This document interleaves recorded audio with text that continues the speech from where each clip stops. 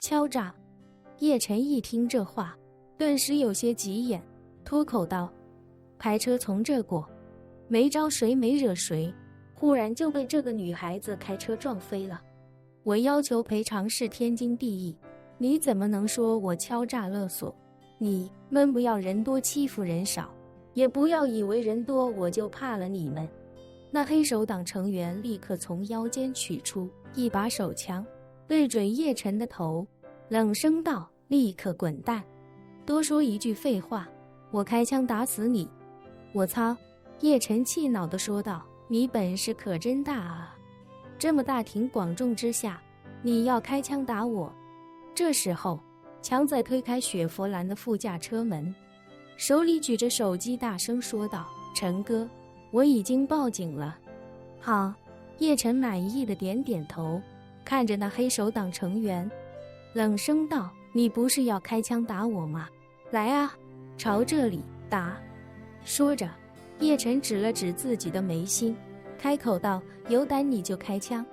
茱莉亚见此，立刻大声呵斥道：罗伯特，把枪放下！在茱莉亚看来，虽然眼前这个陌生男子开口就要10万美金确实过分，但说到底，这件事是自己的责任，自己撞了别人，赔偿是肯定免不了的。父亲的手下此时用枪指着别人，完全不占任何道理。那人见叶晨如此头铁，一点也不害怕自己手里的枪，一下子也有些不知如何是好。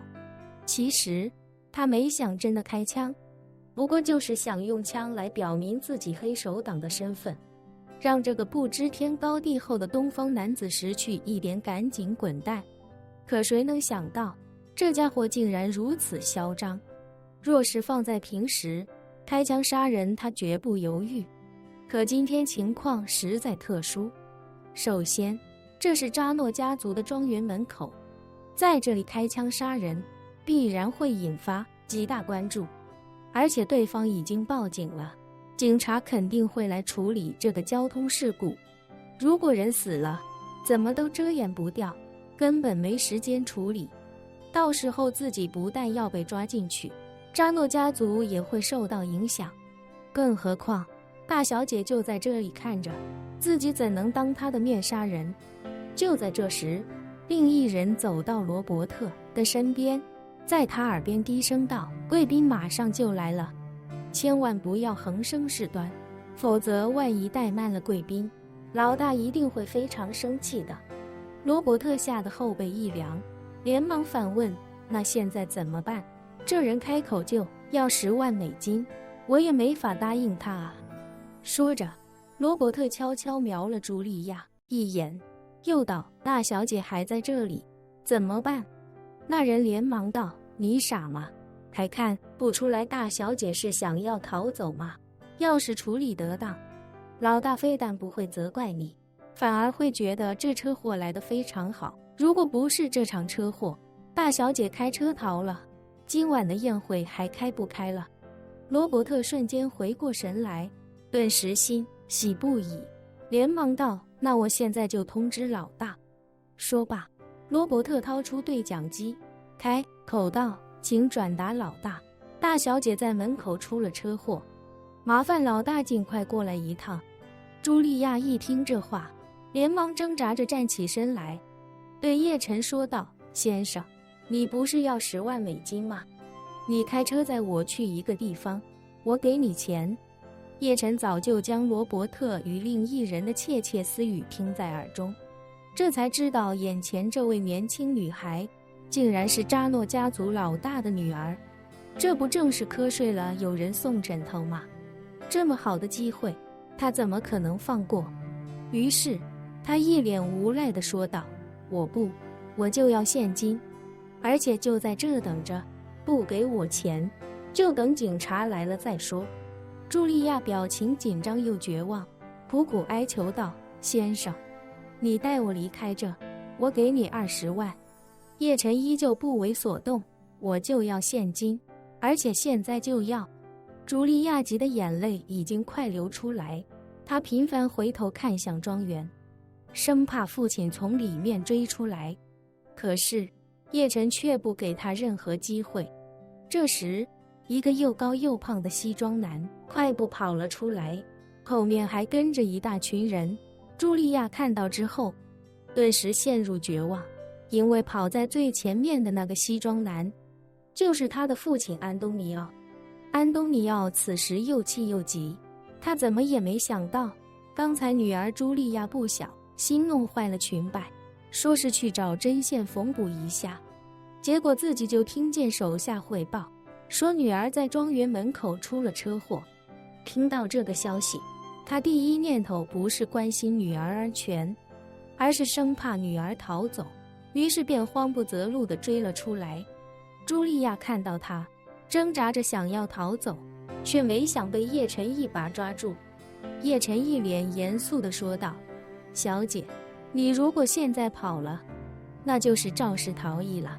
茱莉亚急得直跺脚，原本对叶晨还很愧疚的她，此时恨不得给叶晨一个耳光。她无奈之下，只能指着越来越近的爸爸，开口道：那个人是我爸爸，他会替我给你钱的，求你让开我，让我走。那不行，叶晨坚定不移地说道：你撞了我，我就找你要赔偿，跟其他人没有关系，10万美金，一分都不能少。茱莉亚气得眼泪都夺眶而出，正要说话，爸爸安东尼奥已经来到跟前，看着他怒喝道：茱莉亚，跟我解释解释，你为什么会在这里？茱莉亚也豁出去了，高声喊道：因为我要离开这个家，你们谁都别拦着我。你敢？安东尼奥气恼地吼道：离开这个家，你就去西西里剪一辈子羊毛。我不去。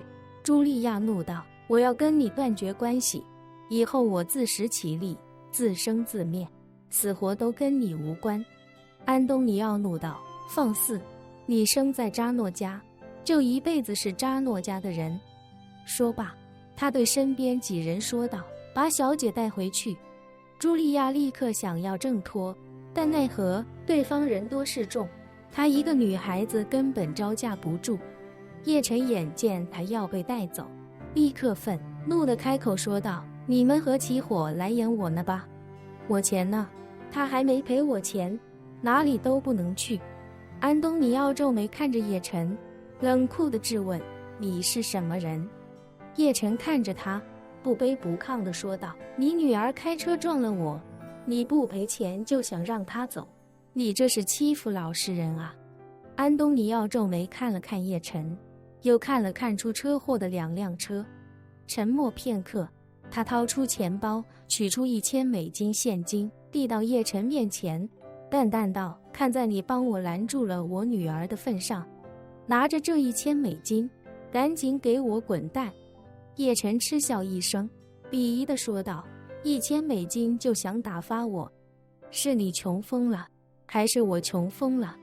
安东尼奥没想到叶晨竟然如此不识好歹，表情登时变得格外冷酷，盯着叶晨，厉声问道：你想要多少？